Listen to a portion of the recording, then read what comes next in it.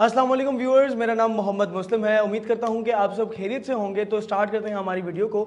आज की जो हमारी वीडियो होने जा रही है वो आपके लिए बहुत इन्फॉर्मेटिव होने के लिए जा रही है, और साथ में मैं आपको ये भी बताऊं कि जो हम वीडियो में बात करने जा रहे हैं अगर उसकी नॉलेज आपको होगी तो आप जो फ्यूचर में इन्वेस्टमेंट्स अपनी करेंगे कहीं पर भी, किसी भी इदारे में, किसी भी सोसाइटी में, कहीं जहाँ पर भी आप करना चाहेंगे, तो फिर जब आपको नॉलेज कंप्लीट होगी तो फिर आपको कहीं पर भी किसी भी मसले का सामना करना नहीं पड़ेगा। तो सबसे पहले हम बात करते हैं डॉक्यूमेंटेशन के हवाले से कि कौन कौन सी एनओसीज होती हैं जो रिक्वायर्ड होती हैं एक सोसाइटी की डेवलपमेंट के लिए। उसके बाद फिर कौन कौन से वो डॉक्यूमेंट्स होते हैं जो एक अलॉटी कोई परचेज करता है सोसाइटी में, तो उसे क्या क्या डॉक्यूमेंटेशंस मिलते हैं और क्या क्या उनके प्रोसीजर्स होते हैं। सबसे पहले हम स्टार्ट करेंगे एनओसीज के हवाले से कि एनओसीज कौन कौन सी होती हैं। एनओसी का जो मकसद है वो होता है नॉन ऑब्जेक्टिव सर्टिफिकेट, जो हमें गवर्नमेंट के मुख्तलिफ इदारों से मिलता है। ठीक है, तो अगर कोई बिल्डर कोई सोसाइटी लॉन्च करने जा रहा है तो सबसे पहला फेज उसका वो होता है कि वो लैंड को परचेज करता है। जब वो लैंड परचेज कर लेता है उसके बाद फिर वो एनओसीज के लिए अप्लाई करता है। वो जो एनओसीज होती हैं उनमें आपका एसबीसीए सबसे पहले शामिल होता है। एसबीसीए के बाद सेकंड नंबर पे उस एरिया की जो भी एनओसी, जिस एरिया में वो सोसाइटी लॉन्च कर रहा है उस एरिया की वहाँ से अथॉरिटी से मिलना ज़रूरी है। जैसे कि आपका एमडीए हो गया, केडीए हो गया, एलडीए हो गया, एसडीए हो गया, एचडीए हो गया। ये वो इदारे हैं जहाँ जो एरिया को उस एरिया की अथॉरिटी उस बिल्डर को मिल जाती है। फॉर एग्जांपल अगर हम M9 की बात करते हैं कि बहरिया टाउन कराची के बाद जो दूसरी जितनी भी वहाँ पर सोसाइटीज़ हैं, तो जो जितनी भी आगे लैंड है वो किस एरिया में आती है, तो वो आती है एसडीए के अंदर। एसडीए है सेवन डेवलपमेंट अथॉरिटी। और उसी तरीके से फिर आपका एलडीए होता है, लियारी डेवलपमेंट अथॉरिटी। एमडीए होता है, मली डेवलपमेंट अथॉरिटी। तो सबसे अहम जो एनओसीज होती है वो ये होती हैं। उसके बाद जो फिर दूसरी एनओसीज आती हैं उसके अंदर आपका KWSB होता है, Karachi water and sewerage board. उसके अलावा फिर जो दूसरी एनओसीज होती हैं वो आपकी साथ में के इलेक्ट्रिक होता है, स्वीगेस होता है, और एट दी एंड आपका सिविल एविएशन की अथॉरिटी होती है जो कि फलाई, अगर हम एयरपोर्ट के कोई नज़दीक कोई सोसाइटी लॉन्च होने जा रहे हैं तो उसको सिविल एविएशन की अथॉरिटी मिलना बहुत ज़रूरी है। क्योंकि जो प्लेन्स आसमान में उड़ते हैं, फिर जब उन्हें लैंड करने के लिए एयरपोर्ट पर जाते हैं तो फिर हाई राइज बिल्डिंग्स का वहाँ पर ना होना बहुत ज़रूरी होता है। तो सिविल एविएशन की अथॉरिटी इतनी ही इंपॉर्टेंट होती है। तो ये हो गई आपकी एनओसीज, जिससे मैंने आपको काउंट करवा देता हूँ कि एसबीसीए हो गया, एसडीए हो गया, KWSB हो गया, के इलेक्ट्रिक हो गया, स्वीगेस हो गया, और सिविल एविएशन हो गया। तो ये 6 एनओसीज आपकी बहुत अहम होती हैं। उसके बाद फिर दूसरी एनओसीज होती हैं, जैसे कि आपका सोसाइटी का जो बिल्डर है वो नक्शा पास करवाता है, तो फिर वो अथॉरिटी अलाउ होता है गवर्नमेंट की तरफ से। नक्शा पास होने के बाद फिर आपको एनओसी फॉर सेल मिलती है।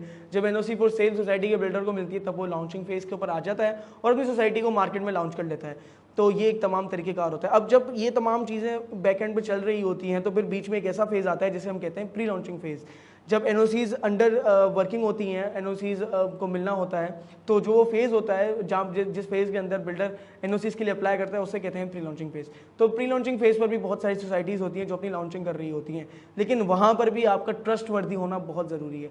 अगर आप उस बिल्डर के ऊपर ट्रस्ट करते हैं तो फिर ही आप प्री लॉन्चिंग फेज़ के ऊपर इन्वेस्टमेंट कर सकते हैं। अगर आपका बिल्डर के ऊपर ट्रस्ट नहीं है तो आप प्री लॉन्चिंग फेज़ के ऊपर इन्वेस्टमेंट अपनी नहीं करें तो बेहतर होगा। सबसे पहले आप उस कंपनी को वेरीफाई करवाएं कि जो प्री लॉन्चिंग फेज़ के ऊपर कोई चीज़ सेल कर रही है क्या वो कंपनी वैलिड है, क्या वहाँ के जो ऑनर्स हैं उनका कोई पास्ट एक्सपीरियंस बुरा तो नहीं है। तो ये तमाम जब आप चीज़ें देख लेंगे, देखभालने के बाद फिर आप प्री लॉन्चिंग फेज़ के ऊपर इन्वेस्टमेंट कर सकते हैं। लेकिन अगर देखा जाए तो सबसे जो बेहतरीन टाइम होता है इन्वेस्टमेंट का वो प्री लॉन्चिंग फेज़ के ऊपर ही होता है। तो इसी तरीके से हमारे पास भी प्री लॉन्चिंग फेज़ के ऊपर 2-3 सोसाइटीज़ मौजूद हैं।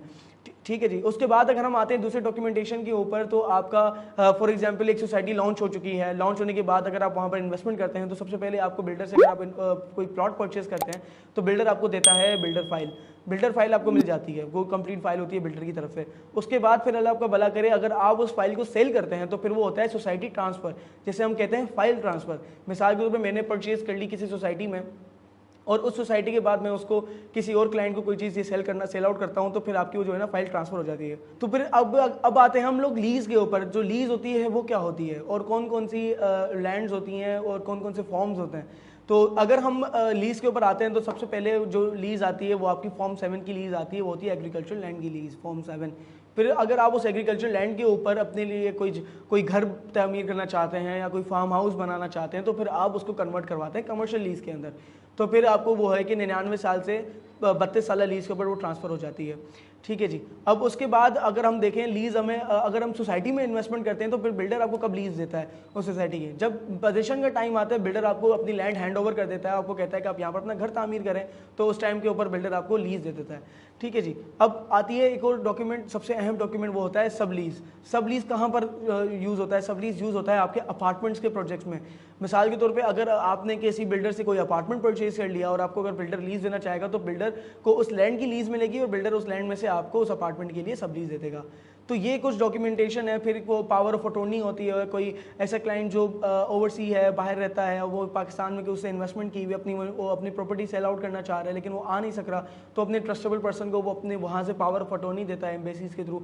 फिर जब उसको पावर ऑफ अटॉर्नी मिलती है तो फिर वो दूसरे क्लाइंट को सेल आउट कर सकता है। तो ये होती है पावर ऑफ अटॉर्नी। उसके बाद फिर अगर हम नेक्स्ट आते हैं तो फिर आपका हेयरशिप सर्टिफिकेट होता है कि अल्लाह ना करे कोई बंदा इस दुनिया से रौलत फरमा लेता है तो फिर उनके नाम पे कोई डॉक्यूमेंट है, कोई प्रॉपर्टी है, तो फिर वो उनके बाद जिनको वो अलॉट करके जाते हैं फिर उसको उनके लिए फिर हेयरशिप सर्टिफिकेट बनता है, फिर वो उस प्रॉपर्टी को सेल कर सकते हैं। तो ये कुछ लीगल डॉक्यूमेंट्स थे, कुछ लीगल एनओसीज थी जिनके बारे में आज हमने बात किया। अगर आज आप किसी ऐसी सोसाइटी में इन्वेस्टमेंट करना चाहते हैं जिसकी तमाम डॉक्यूमेंटेशन कंप्लीट हो, तमाम एनओसीज उनकी कंप्लीट हो, हमारे पास इस टाइम 2 बहुत बेहतरीन सोसाइटीज़ अवेलेबल हैं जिनकी तमाम लीगल डॉक्यूमेंटेशन, एनओसीज, तमाम हर चीज़ अप्रूव्ड है, कंप्लीटेड है, जिस पे आप आंख बंद करके भी अपनी इन्वेस्टमेंट कर सकते हैं। तो स्क्रीन के दिए गए नंबर पर मुझसे रब्ता करें। मेरा नाम है मोहम्मद मुस्लिम। इंशाल्लाह मिलते हैं अगली वीडियो में।